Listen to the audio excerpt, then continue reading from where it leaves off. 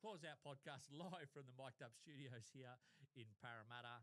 I'm joined by my regulars here, the two Robs and Gary, and we've got another regular back on board. We've got the coach, Adele. Obviously, welcome back, Adele. We weren't planning on having you here for the rest of the year, but it's a special treat for our fans. I've got a question, mate, right off the bat. Obviously, last week, Brett Camorley stood down as NRLW coach. We know your history with the West Tigers, particularly on the women's side, the success you had with the Harvey Norman women's team. Will you or have you thrown your hat in the ring for anything to do with that women's program at West Tigers next season? Yeah, thanks, Eddie. Good evening, everybody. It's good to be back. Mate, I made my intentions pretty clear to the club as soon as I knew, and basically got rejected. And the official word was I'm not credentialed enough for the role. Which, look, at the end of the day, it's their prerogative. That they've all got jobs at the club at the moment. That's their responsibility now to appoint a coach moving forward. So, and who am I to tell them what to do and what they can't do? A little bit of a slap in the face, but you just move on with it. And wish the girls well. Obviously, we're going live at the moment watching the game, and Salah's just scored one of the most amazing tries you'll ever see. So I did react to that at the start. I don't know if anyone's seen that, but yeah, look, mate, you just hope the best for the club and you just move on. Obviously, I mean, we're obviously really disappointed for you, but you're obviously living up in Brisbane now. Do you plan on coaching in Queensland Cup next year? I know you're working with South Logan at the moment, or is everything up in the air? Yeah, I've got something lined up, but yeah, it's just not. It's in the frameworks at the moment. So yeah, I'm with a great club up here in South Logan Magpies. Like I love being a part of this club. So yeah, I guess it's not a secondary thing, but it's just as good a role for me, in my opinion, just to be a part of a club that wants me, which is really good.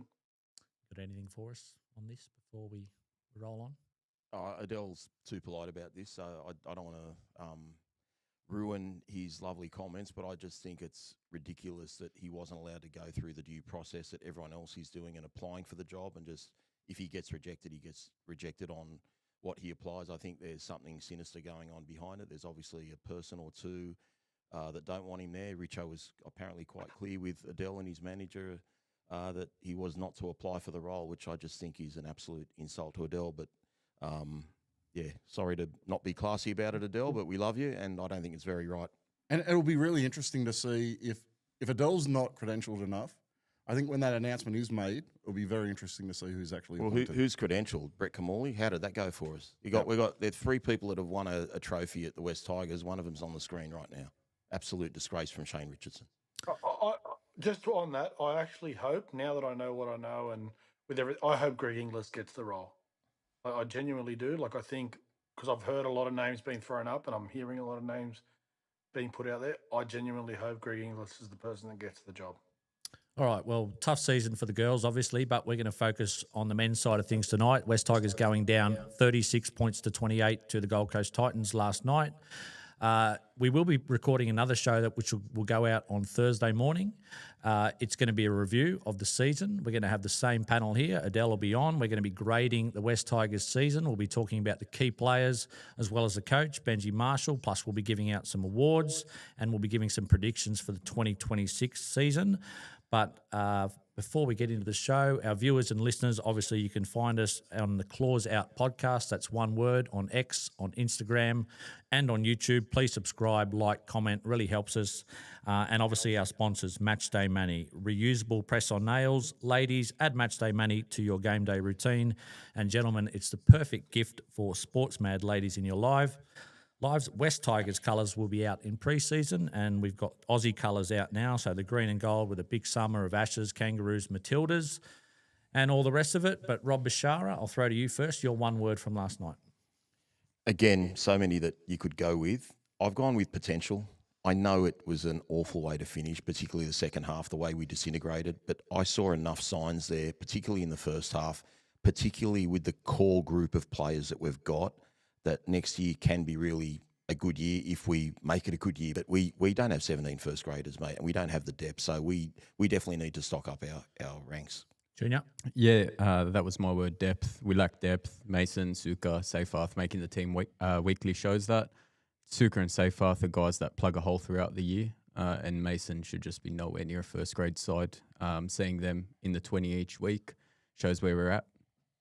For me, I'm going to go with Jekyll and Hyde, and I probably used it once or twice already this year. Throughout games, we have some really good moments. There were some really good moments, some really nice moments yesterday. But we then turn around and 5 minutes later, we have a period that's really poor football. And for me, that's what's held us back this season is the inability to play that consistent football for 80 minutes. I've just gone with bottom four, boys, because we avoided the bottom four, Rob. And Gary would know I tipped us to run 14th at the start of the year, so they've slightly exceeded my expectations. So you were wrong. And I was wrong, but I think that gives the club a little bit of breathing space. And I was worried about finishing right down the bottom, and I'm just hoping this off-season they can just relax a bit without the heat that's come the last 3 years.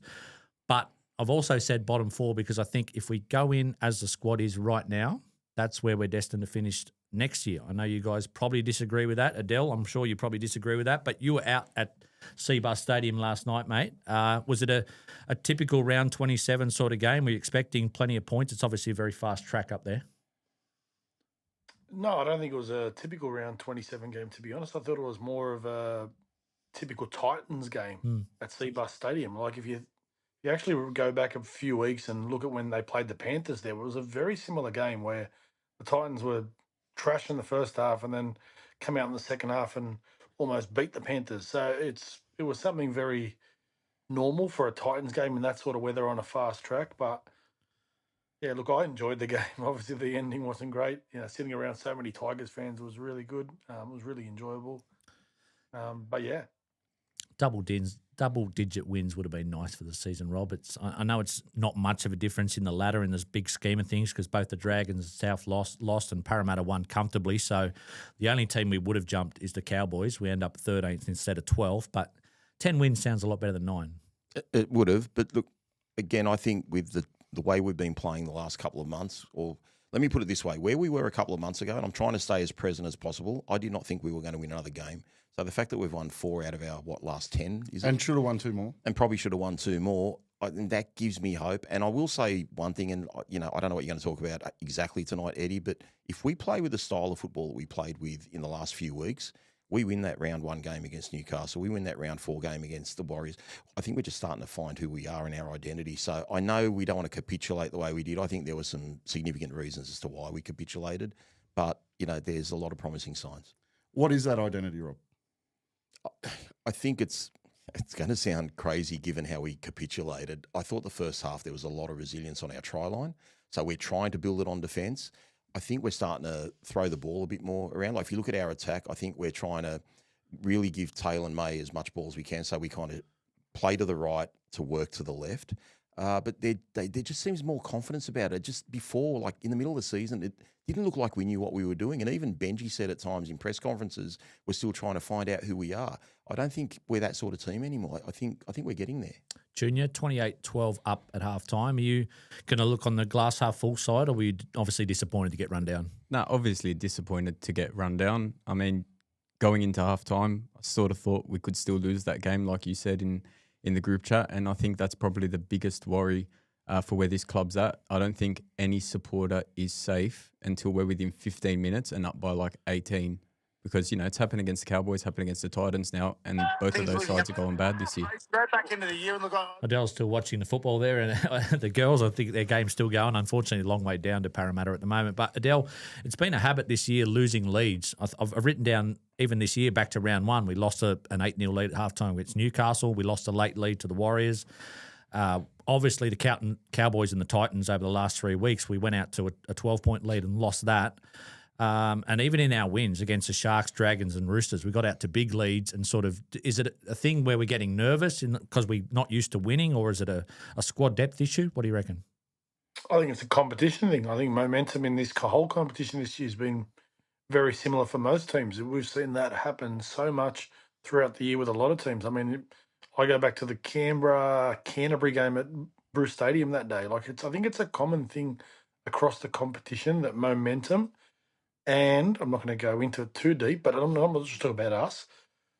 Sixth again calls, penalties, sin bins, especially with so many sin bins happening, is changing momentums of games so frequently that I think it's not unusual to see this sort of stuff happening. So, I reflected back to that Panthers-Titans game before at Seabus. It's not unusual for it to happen across the competition, to be honest. It's not a singular thing to us. Was there anything specific with the refereeing? Because you were obviously at the ground, because a lot of texts going back and forth among the boys during the game. Did you think we got dudded in a couple of big calls, or it was more just momentum going against us? Well, significantly, the biggest thing I realised throughout the game is that the Titans never got pinged once for an inside the 10-metre, 6 to go or a penalty.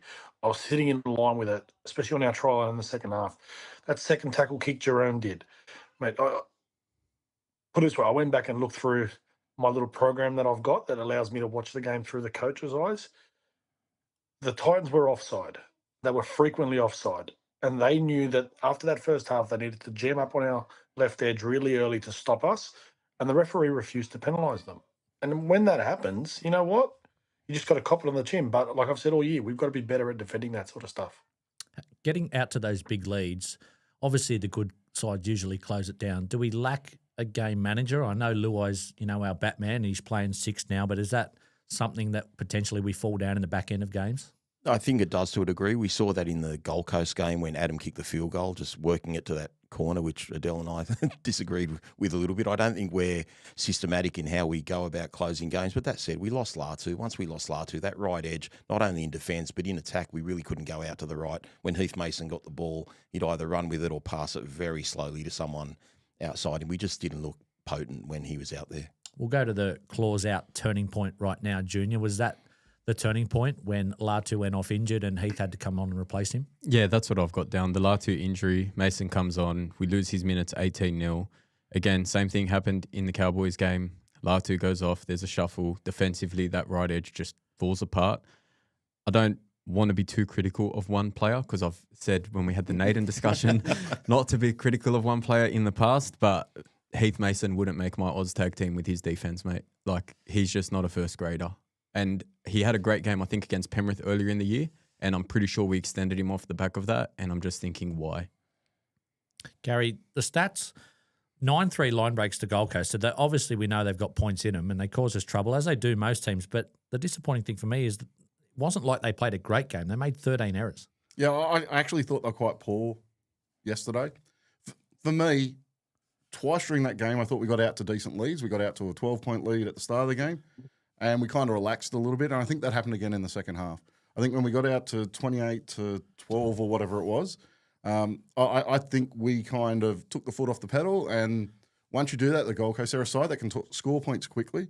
They hit the ball up fairly hard, and they play quick off the back of that.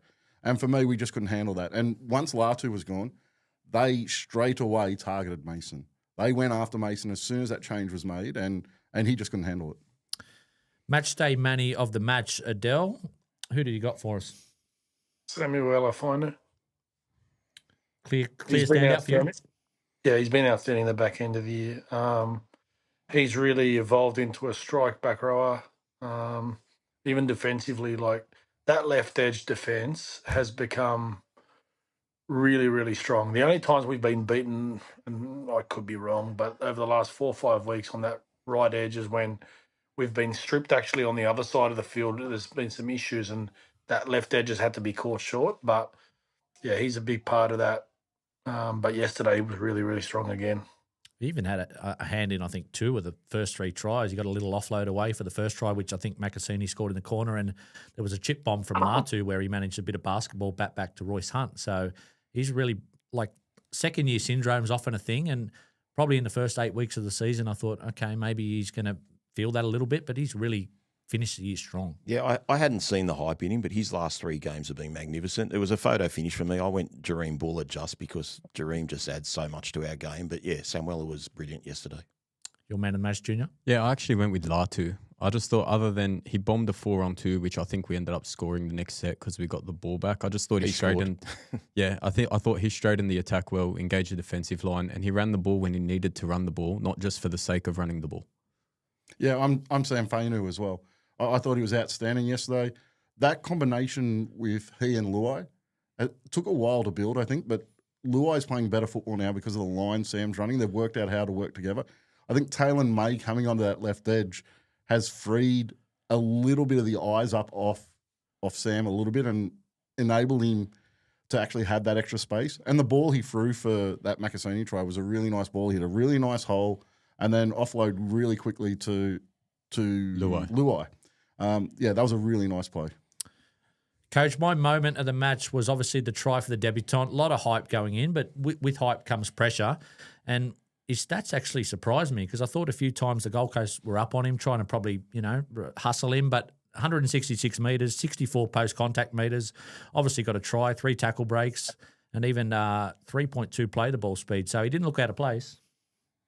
No, he was really, really good. I seen early in the game he sort of realised that he was playing against grown men. And you can tell sometimes when I say grown men, obviously first graders. But you know what?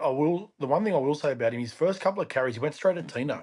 And I love that about the fact that he didn't take a backward step. But, mate, I've known he's been good enough for a long time. But it was always going to be whether you do debut him this year or not. But, mate, he'll be in our starting team next year, 100%. There was a little bit of, I guess, confusion or within the fan base division on whether he should debut this year. Do you think it panned out well? I wanted him to debut, and I think it definitely panned out well. 166 metres, 64 post-contact. For a kid in his first game, he didn't do anything wow, but for a kid that age, the size he's got about him, he did nothing wrong. He absolutely did nothing wrong. He played a great game. Now, last week, Junior, I said Royce Hunt can't play longer than 15 minutes. But what does he do? Of course, he was going to score a double this week, so we have to talk about him. He had a blinder, I thought. 106 metres, 25 minutes, and the 2 tries in quick succession. Yeah, but I think he actually proved your point. He can't play more than 15 minutes. I think he got 25 out last night, but if you watch that game, and Adele might be able to touch on this, from a coach's perspective or whatnot, I thought around the middle, he didn't come over and close gaps in the middle of the field. I actually thought Terrell May did a bit of that last night as well, which I was disappointed in. But, yeah, he did have a great game for his standard. But, yeah, I just think 15 minutes max. Big Royce, Gary, what did you make of him? Yeah, I actually thought the best part of his game wasn't the 2 tries he scored. He got through plenty of work in the middle. It's unlike him to hit that 100-metre mark.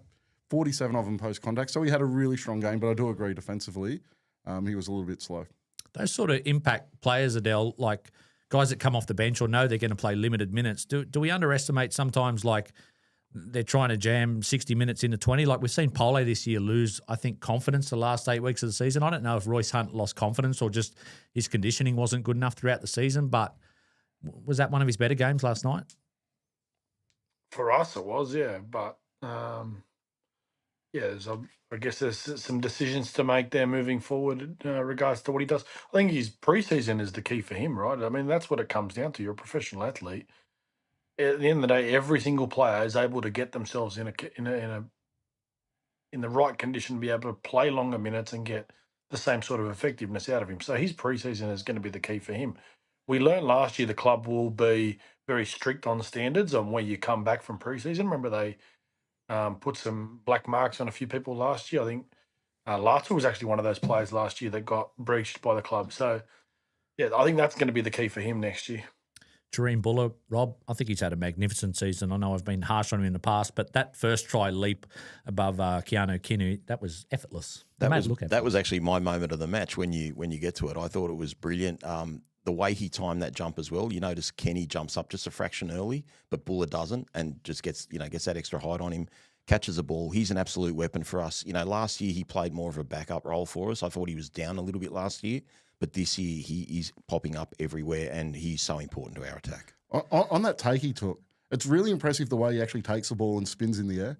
You watch him, and he's done it a number of times this year. He'll take the catch, and then he spins so he's actually in front of the attacker, the defending player. And he's been able to get past them a number of times by hitting and spinning in the air. He does a really good job of that. What's the biggest area of his game, Junior, that you think over the course of a preseason you'd like Jareem to work on to see if he can get into that top 4 or 5 fullbacks in the game? Yeah, I've always been critical of his positioning around the in goal. I just feel there's times, and I don't know, it's probably the way that they're coached. Defensively? Defensively, yeah. I see, obviously, most fullbacks do it these days. I'm not too sure why, but the first 2-3 tackles, they're in the defensive line, especially once they're in our red zone. And I just feel like there's times where once it goes 2 passes wide, you see a player like Dylan Edwards start hustling to get over to the other side of the field, where I just see that casualness about Dream. It's probably because of the workload he does for our club. But yeah, that's probably the biggest area I'd like to see of an improvement, but he's had a great year. Is there anything? I'll explain that, Junior. There's 2 parts to it. Why a lot of the teams do it on tackle 1 and tackle 2, because what you want to do is win those first 2 tackles of the set. And what you actually want to dare the opposition. If you can put, instead of having 10 players in your line, you'll have 11 in the first 2 tackles to try to win those 2. And what you want to do then is dare the opposition, because you don't think they're going to kick the ball on tackle 1 or 2, right? So you want to try to win those first 2 tackles, take a little bit of steam out of their attack, especially in the red zone. Second to that, I think this is the important part with a lot of our players, is the reason why Jareem Buller can't do what Dylan Edwards does is because Jareem Buller's 3 years into his first grade career. Yeah, fair. Dylan Edwards has been doing it for a long time. So I think when we compare, especially a lot of our boys, even your Finus, even Macassini moving forward, like I know what we're going to expect from Macassini coming the start of next year. We still got to remember these guys are kids. Sam Finus 21. Fanua is 22, I think, or 23. These guys are still growing as footballers. They've got their best football to come, so just be patient. What about Latu's performance, Gary? I thought it was impressive. I think he had a hand in at least 3 of the 5 tries, and obviously scored that solo try himself. Yeah, I thought that was his best game at halfback. The way he was straightening the ball, creating space for the outside, and the right foot step, the way he steps off that right foot and bites back into the line is causing a lot of team troubles. So it was really good to see again yesterday. Adele, you've been a big fan of Latu. Do you think the club's managed him well and Benji's managed him well over the back half of the season, starting and then off the bench and mixing and matching? Obviously, Adam getting injured 2 games ago. Absolutely perfectly. And you know what? I love the fact that he has got no ego about him. He's happy to take whatever role, and he understands the position he's in with his career in regards to just getting football under his belt. Like I've said previously, he's barely played any football the last couple of years. So the fact that he's got so much football out this year has been outstanding. I'm a massive believer in him in the long term. I don't think he's as good as Isaiah Katoa, but he's got the same sort of traits as Katoa. He's probably got a better running game than Katoa in my eyes. But yeah, I'm very, very pleased with where he's at. And Rob and I will disagree with this. He's my starting 7 next year. You just start from the start and you just go full throttle at this. That was going to be my question. I was going to ask where you're going to start him next year. I agree, Adele. I have him. I was sitting watching that game yesterday, and his performance yesterday, he's just a lot more dangerous than Adam Dewey is in attack. I think Adam guides us around the park fairly well, but he doesn't have that excitement factor and that danger to the defensive line that Latu has. Yeah, I don't think he has that excitement factor that Latu has, but it's something Adam does bring to our team that was missing yesterday. Is that kicking game. And not just that, he knows, I feel like of everyone in our spine, Adam's probably the best when it comes to managing a game towards the end of a game of footy. And Latu, obviously not being there the last 20 minutes, he couldn't help that being injured. But I just feel like if Adam was in the halves in those last 20 minutes instead of Heath Mason, we close that game out. We spoke about the kicking duties, Rob, over the last couple of weeks. Do you think it's something where Latu or Jerome will have to become the dominant kicker, or if Adam slots into lock next year, they can share that around?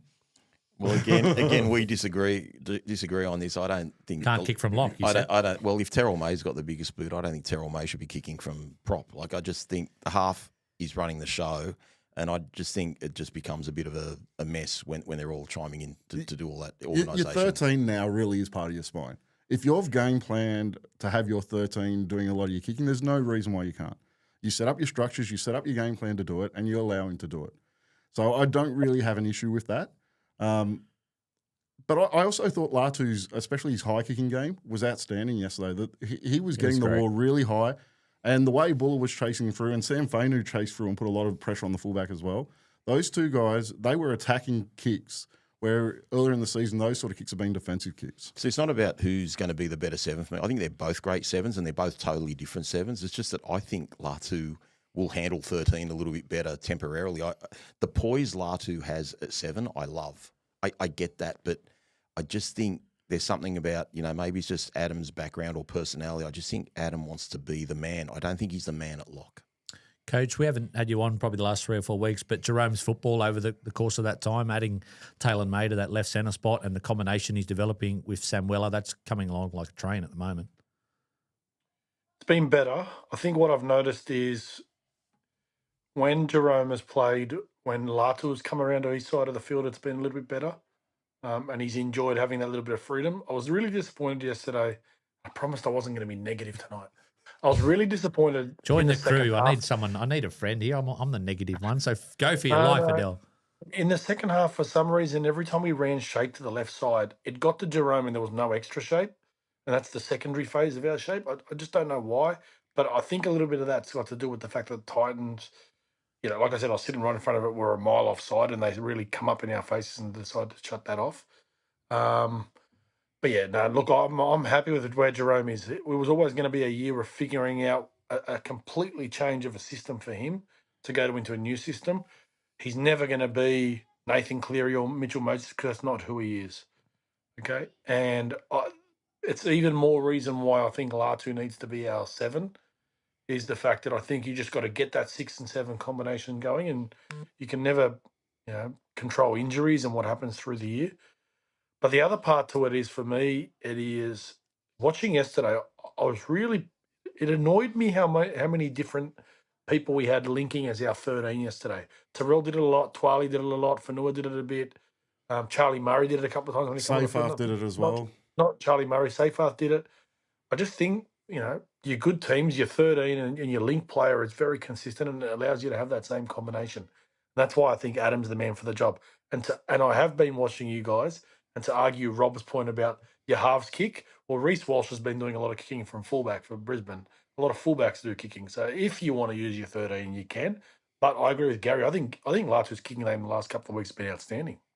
Junior, are you starting with Latu in the halves next year, or do you think it's going to be a genuine battle? I think it'll be a bit of a battle, but I think the most important part is Benji has to make the decision in the off-season and he needs to commit with it and get it right. I know it's a lot to ask for the most inexperienced coach in the league, but he definitely needs to get that decision right in the off-season. If it's me, I agree with Adele. I'd be going with Latu. I think he's going to beat Adam out in the off-season for the 7, and I think Adam's going to complement Latu and Luai better from 13. And depending on his shoulder injury, but Latu getting that full off-season training in that 7 role, I think is crucially important. That sets him up for success next year. That's what he didn't have this year. He's come in fairly cold into that 7 role, and I think he's done a fantastic job of it. And not just that, like I said, the 15 minutes that he's not there where they beat us 18-0, what he adds to our edge defense next to Stafford Toa. Stafford's not exactly the greatest defender in the world. I think Latu, I feel like it's easier to hide Adam in the middle of the field. Yes, he will make more tackles and it's a lot to ask of him, but condition him in the off-season to do so because Latu is definitely better on the edge at reading the defence. And our defence fell apart when he went off in the Cowboys game as well. Rob, we've spoken about creating a style of football or an identity, and I think we've seen that more over the past couple of months. But every time I look at the stats, the offload count is really high. 16 offloads again last night. Obviously that's a good thing, but are we capitalising on those offloads? We capitalised on it in the first half. I don't know how much of it we did in the second half, or if we had the opportunity or the field position to capitalise on it in the second half. But yeah, it's an attractive style of football. We're literally, I think we've got the right combination of going forward and knowing when to, spread the ball and when not to. I just think we need a little bit more punch in the middle, and maybe that's why we're throwing it around a little bit more, because we actually don't have the cattle in the forwards. Yeah, if you have a look, coming out of our own end, we shift to the edges to get yardage out of our own end. We've been doing it for the last 2 months, which kind of coincides with the better style of football we've been playing. But a little bit more punch through the middle would definitely help. Coach, is that offloading, is that something that's encouraged sort of within a structure, or is it more like a freelance thing for guys like Terrell that will just do it if their arm's free? No, you try to build the confidence within the players and give them the confidence in being able to be selective with their offloads. I don't think we've capitalised off it really well. It looked like to me last night there was a conscious effort to get the ball to Jareem after an offload. But even in saying that, we don't play that flood football really well. But I could see that they were consciously trying to do it at the back end of the year. Not to say they've got it right, but yeah, we definitely don't capitalise on it. But it's about building confidence for the players. Defensively, Rob Jr., we struggled a little bit. Obviously, the Titans, we know they've got some players with some speed, and that they targeted that right edge and got some joy.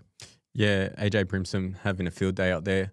Adele will probably be able to talk about it better than anyone here, but I feel like our defensive structure, like that umbrella coming up off the side, it just looked like Heath Mason was coming up out of nowhere and just standing in no man's land, get up close to them, and then just backpedal. I think you give someone like AJ Brimson that time, you're just asking to be beat. Rob Jr. mentions Mason, but like he was only out there for the last 23 minutes. Stafford Toa was the starting centre, and they found some joy there. If you look at the stat sheet, Stafford Toa only missed 2 tackles, but they led to tries. I think the thing that bothers me the most, AJ Brimson, I should say, is a great player, but he's a makeshift centre. That's not his regular position, and he got absolutely torched, by a player of that calibre. So that was disappointing. Look, I know Toa's had arm issues, but he's got to be better than that. I mean, those couple of tackles were Naden-like. Were there things there, Adele, with Toa in particular, where maybe he was sliding off or getting his body shape wrong, or it's just a lack of intent sometimes? We're trying to meet a player like Brimson, and he's got the pace to just burn you on the outside. Brimson's a very good player. I'll say that. He's an immortal against us. Every time he plays against us, he's an immortal. Like, honestly. Look, I think again, I don't want to be negative. What happened was our disconnection on our right edge caused Stafford to sort of sink a little bit, which meant he wanted to help Heath, which is probably good system. But when you've got the quality of someone like Brimson, who, Rob, I actually think he's a centre. I actually think in the long term for the Titans, he's their best left centre. But I think he was able to capitalise on a couple of occasions. But a lot of that stuff that happened on that right edge yesterday came off the back of some poor stuff on the inside. And it sort of made our edges sink a little bit. But, yeah, what I will say is I think this for those out there that watch rugby league a lot and say, why don't the wingers stay out?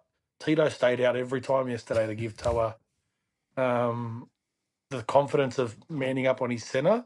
And that's why sometimes you don't want the winger to actually stay out. You want him to make a decision and jam.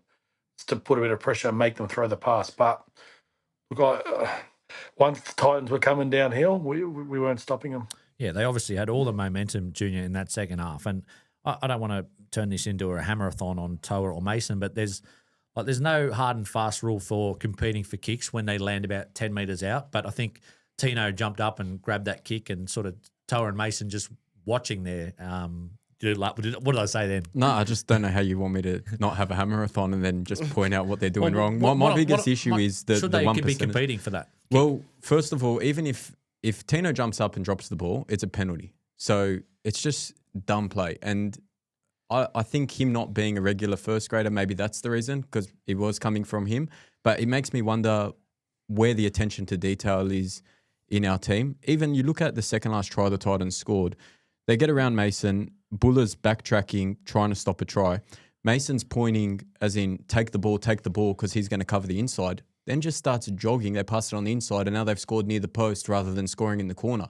I mean, if you're going to point out and say, take the outside player, make sure you're there to cover the inside. Don't just half-ass around and let him get a better chance at the kick at goal. It's dumb. It's just, if you're not going to get there, then let Buller be on his own. Buller would have covered the inside and Brimson would have scored in the corner, and then it's a harder kick. Because there are like small centres and wingers, and like if you watch Penrith, they don't always compete for a ball if it's 10 metres out from their own line, but they surround the player, so there's not often a try or a offload on the back of it. Well, I want to defer to Adele, I should say, on that bomb that we're talking about with Tino catching. Adele, is there a chance that Mason was just meant to be basically jockeying and someone else was meant to come in and take the ball? Because he was facing our try line, our own try line, so he had his back to where we want to score, and it looked like he was just doing nothing and waiting for someone. Was he perhaps waiting for a winger? Is that like a system where you just come back and sort of get in the way and one of our wingers or fullbacks is meant to jump up and catch it?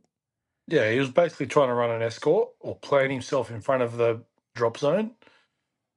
The actual criticism there needs to be to the centre or a winger, where I think it should be Stafford because the drop zone was on the half's head. So the centre needs to attack that and actually get to the drop zone and compete for it. Look, the other thing, we can't be harsh with Mason. I don't think Mason's sitting on the bench to come on as a half. He's coming on to play wherever is needed in the back line. And with our current squad, and this is the thing we all got to continue to understand, is this is the situation with our squad at the moment. If you look at it, he's probably the next best player to come into the squad to play that is going to cover multiple roles in the back line. Now, I know, for example, people were talking about, what's the kid everybody talks about? Mapapa Langi? Is that his name? Yep. A lot of people wanted him on the bench. Look, from a club perspective, I know we shouldn't care about this. He's a train and trialist. So, obviously they see him every day at training. He plays New South Wales Cup. I know he plays multiple positions. But if he plays, you also got to pay him extra money, which goes towards the cap, which adds, so it's business as well. So Heath Mason is the logical choice as to who you'd have the bench to cover a few of those positions. What about Jack Bird?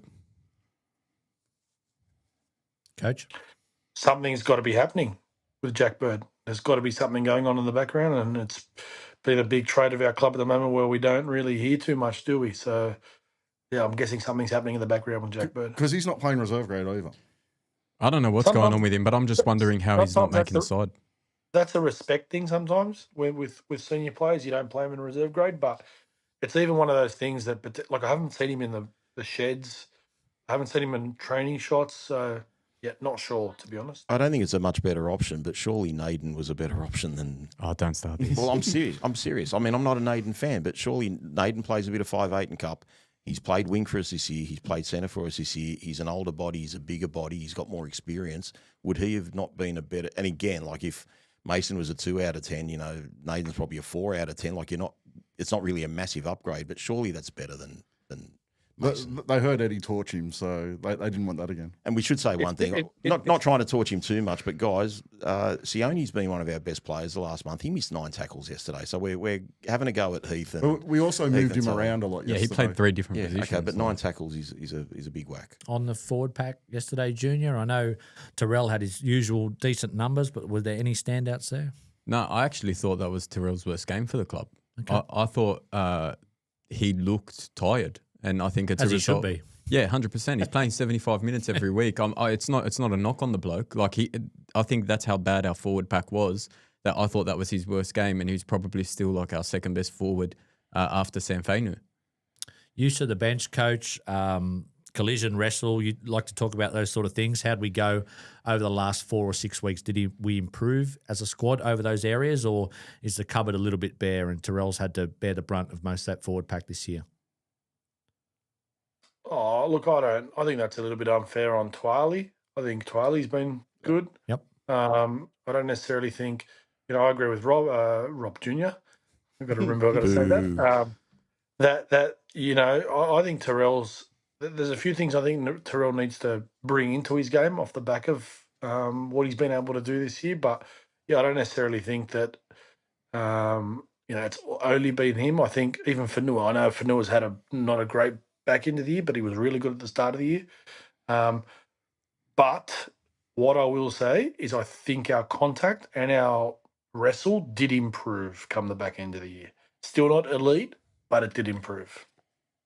Do you reckon that's like a mindset thing or a coaching thing they would have been working on during the week? Or Well, listening to Benji's post-game press conference, he's talked about the fact that he thinks he not overtrained the players, but one of the things he did do at the back end of the year was they really continue to train really, really hard. So I'm thinking that they've just decided we're going to go hammer and tong this whole year, and they've kept working on that stuff where sometimes you can scale that stuff back at the back end of the year, but they've decided not to, it looks like. Rob, it was a typical round 27 press conference. They kept Benji about 90 seconds, which is all he'd want to be after the end of the season. And he said it was a dull way to end a year. But, like, he said, I don't know if he said I've squeezed a lemon dry, but he essentially said I've asked a lot from this group the last couple of months. Do you think he's referring to the fact that in an sort of way that we've got a short squad and a lot of these boys have had to play a lot of games and they've just sort of hit the wall a little bit late in games? Yeah, Benji's been really honest. I totally agreed with him. And given where I stood on this with Adele a couple of months ago and wanting Benji to basically resign, I think Benji's done a magnificent job the last couple of months. The cupboard is empty, mate, whether people want to believe it or not. You know, if you go back to January this year, we had to release Bateman, we released Clemmer, Olam medically retired, Galvin left, Talon De Silva left, Fata Ape left. Even Uda Kamanu left. Yeah, but that was last year. Like, I'm just saying, like different. But we had all these guys, and who have we replenished it with? Like Taylor May was knocked back the first time by Shane Richardson when Benji wanted him. We end up getting him a couple of months later. That's all we've replaced that squad with. So we are devoid of first grade players, whether they're backs or forwards, and we are just missing a lot of forwards. We don't have 17 players. I guarantee you, if we had not such a weak bench yesterday, and I will say Royce Hunt played his best game of the year. I was very happy with his go forward, if not for anything else. If we had a decent bench, we win that game easily. Alex Seyfarth made his return yesterday after a 3-week suspension. You're smiling at me like you think he was no good yesterday as well. But he at least is a bench player that plays minutes. There's a bit more trust in him from Benji, at least it seems to me. There is more trust from Benji in Seyfarth, and I think that's just an experience thing. He's played more games than your Sukas and Charlie Murrays and blokes like that. But like I've got written down here, Suka, still a bit early in Suka's career to judge, but Seyfarth, he's the type of guy, like I said, he plugs a hole. Like if someone's injured or out on origin duty or something like that, he comes in, you tell him what his job is and he just does it. I feel sorry for the bloke. He had a good 15 minutes yesterday and then just the standard stuff in his game crept back in. That's what I was about to say. In fairness, he was really good up until that mistake. He's extra work in defence and his cover defence and filling gaps of other players was excellent at the start of that game. But that's the problem with Alex Seyfarth. You get that wholehearted effort, and then you'll either get a piece of ill discipline or a piece of a really bad error. And that lets him down on almost a weekly occasion. That's where we need to be better. We need guys that don't have that error or that ill discipline in them for us to move forward as a club.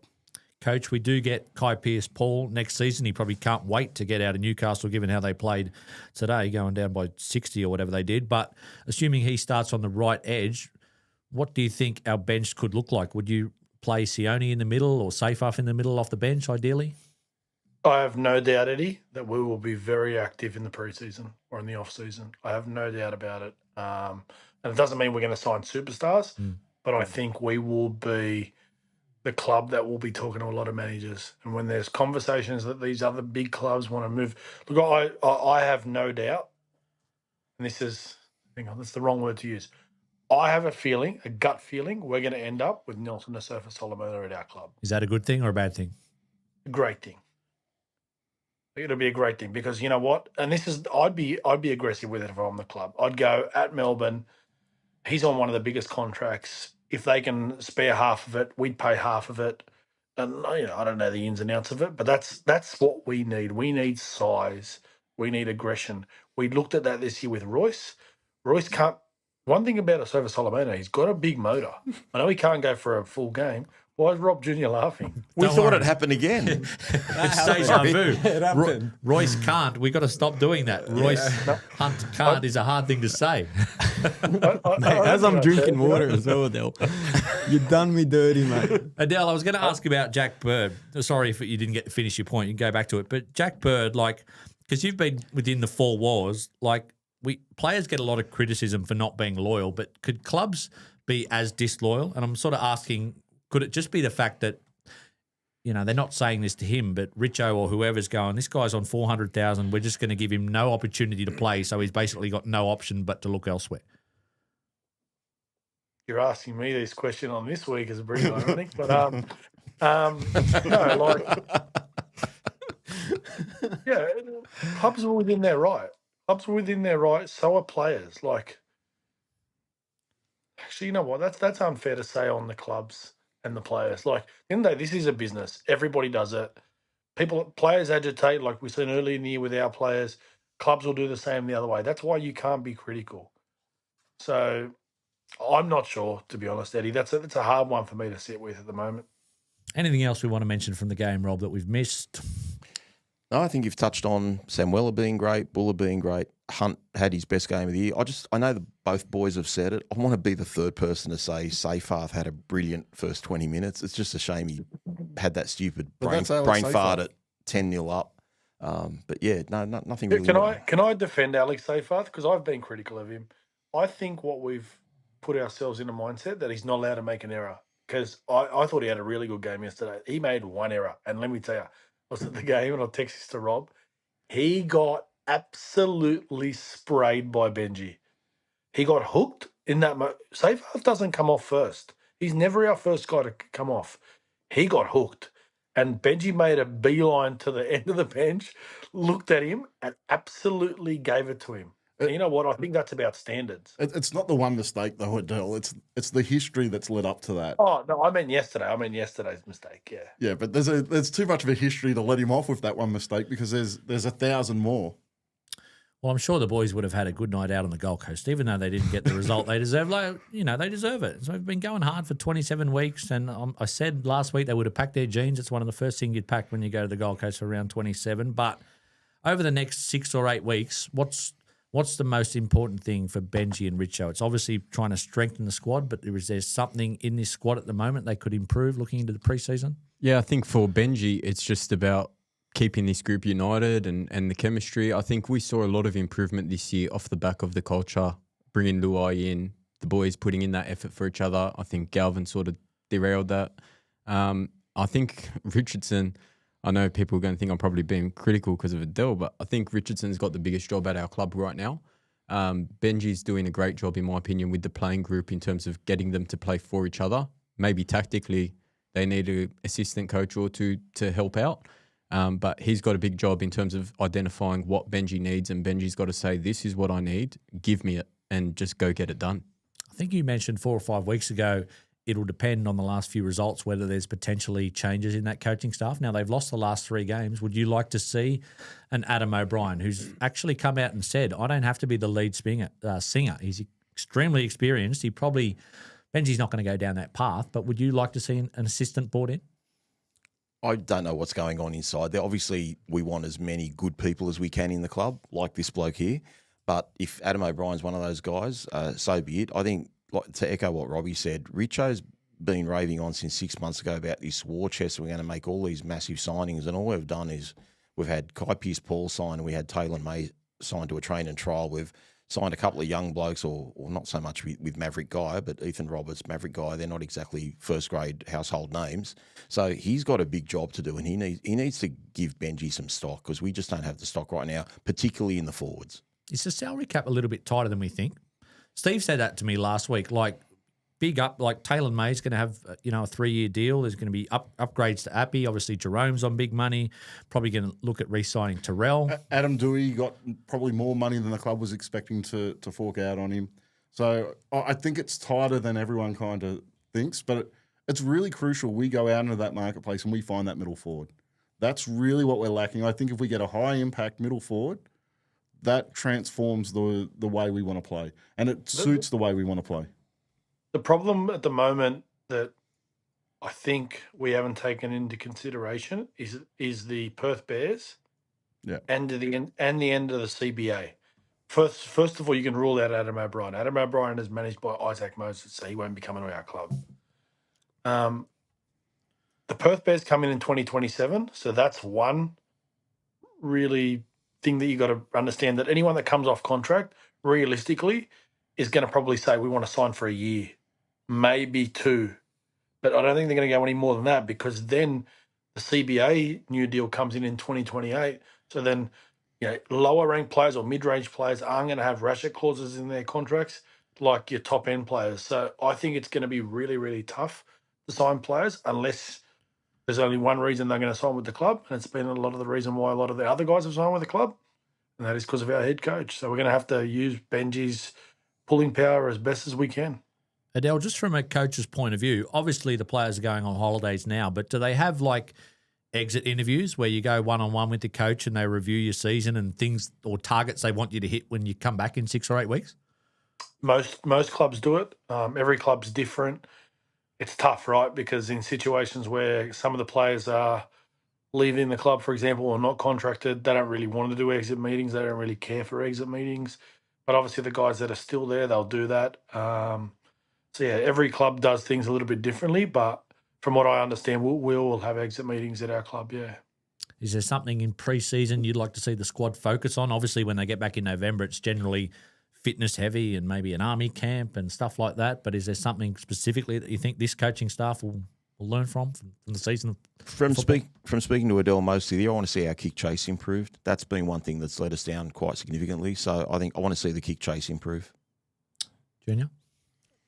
Like I said, I think just our first point of contact. I pointed out 12 for the last few weeks. I thought yesterday was a step back from the previous weeks. But, yeah, I just want to see that aggression in when we hit. I want to hit to hurt.